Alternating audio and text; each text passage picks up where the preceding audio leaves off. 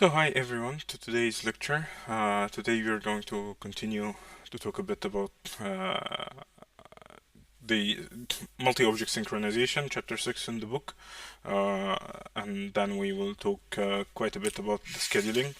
Before I start, there will be extensions for assignment 2 since I failed miserably to give you the lectures early on. So assignment 2, I will post the new date and send an email. Last time we were talking about how multi-threaded applications and multi-object threading can negatively affect the performance. We talked about a few ways to basically, if you have a lot of threads trying to access the same object, to reduce the lock contention by fine-grained locking, where you would basically divide for example, hash table into buckets and have a lock per bucket. That's one solution. We talked also about the pair processor data structure, where you would basically use the pair processor heap to put in the data to load the data that you plan to process, divided into different parts again. We also talked about the ownership slash staged architecture, where you would only have one thread at a time accessing the shared data, by, for example, keeping the data in some sort of linked list or a queue or something, and once a thread gets access to the data, it removes the data from this shared data structure, and then no other thread can actually load it. We also talked a bit about the MCS locks, and we said that they are spin locks that are basically implemented such that to optimize to optimize for when the lock is contended. So it's an implementation that basically tries to optimize for the case when the lock is mostly busy versus most other implementations which would optimize for when the lock is free.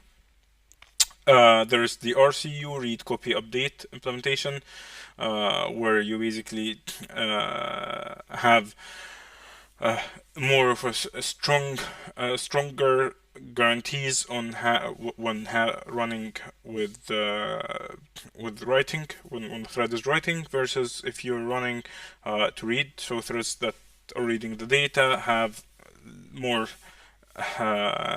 relaxed guarantees.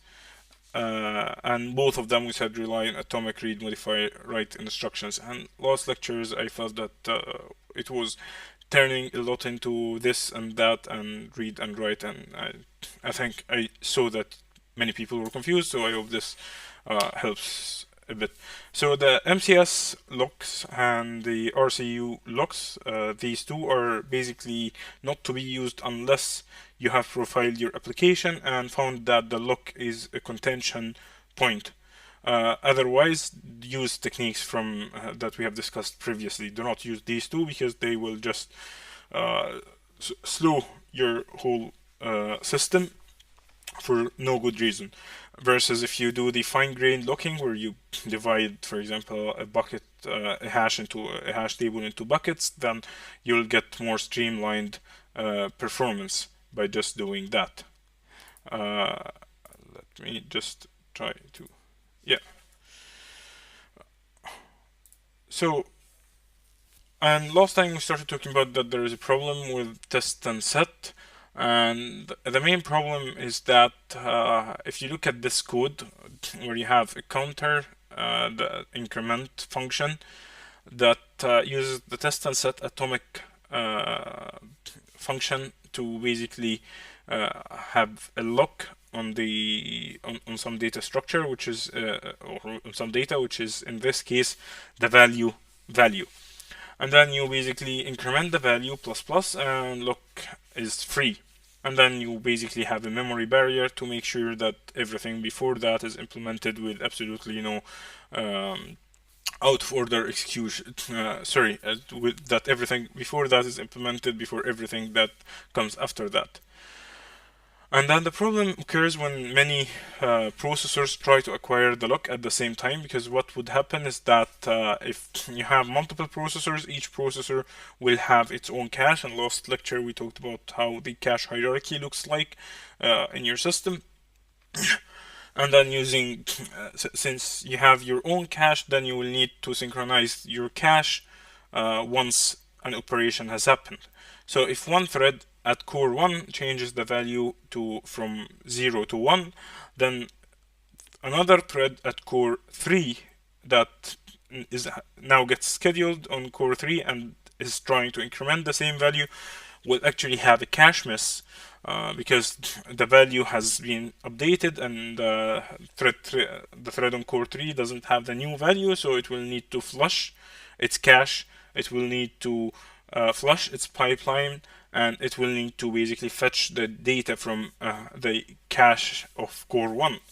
And that basically means that you will have a lot of these operations that are actually not needed in any way.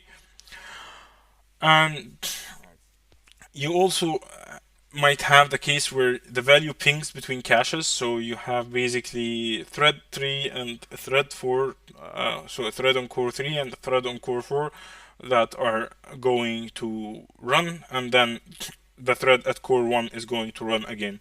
And imagine that this value now will need to jump between all three cores and keep pinging. And if you have a 2-core machine, then you will have, for example, core 1 and core 2, and the value will keep pinging between both caches. So this one will incremented by 1, and then the other one incremented by 1. And since one of the threads gets a lock on the value, then the other 2 threads cannot do anything, and then it will eventually update the counter. So in this case, for example, it's much better to have a single thread running and basically doing the operations. And there was a question last time about why was this performance.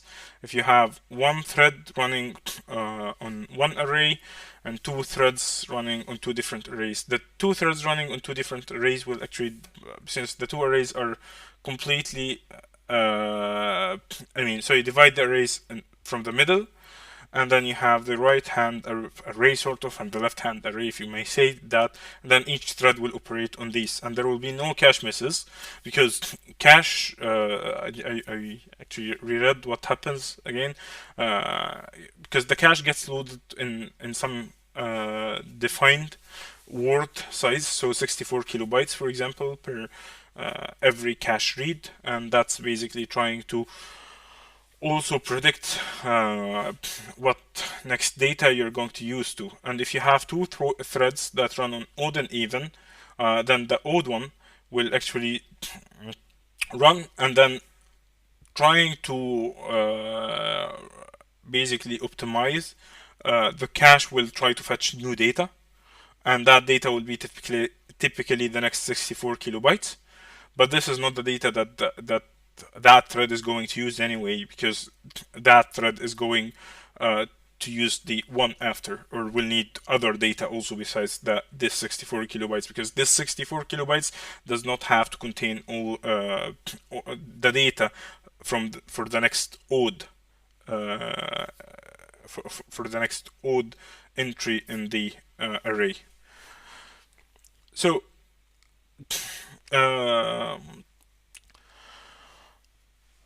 there are other cases. For example, you can have a case where also you get a problem because a thread on the same processor acquires the lock right after a release.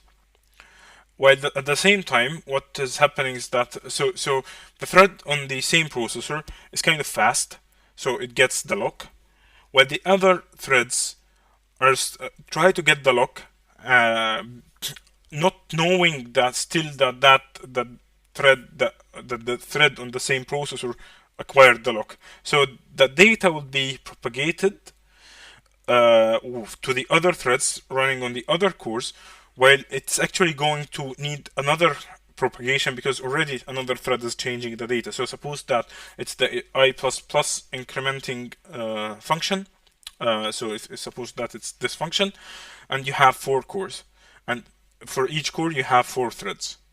So on core 1, you increment from 0 to 1, and then you basically release the lock, and at the same time all the other threads try to acquire your lock. So if you have 4 threads per core and you have 4 cores, then you have 15 other threads trying to acquire the lock once you release it. But the ones that are faster are typically the ones on your core, because, well, they can reuse the same cache value, while the ones running on the other CPUs, on the other cores, will actually require to fetch the data across the processor. And although this is pretty fast by all human measures, it's pretty slow by all computer measures compared to running on the same core, and that basically means that the other 15 cores, the other 15 threads will acquire the data. They probably share the same cache on the 3 other processors, so you will have the data propagated to the 3 caches, while this is completely useless actually, and you will be blocking the 3 other cores while doing nothing. So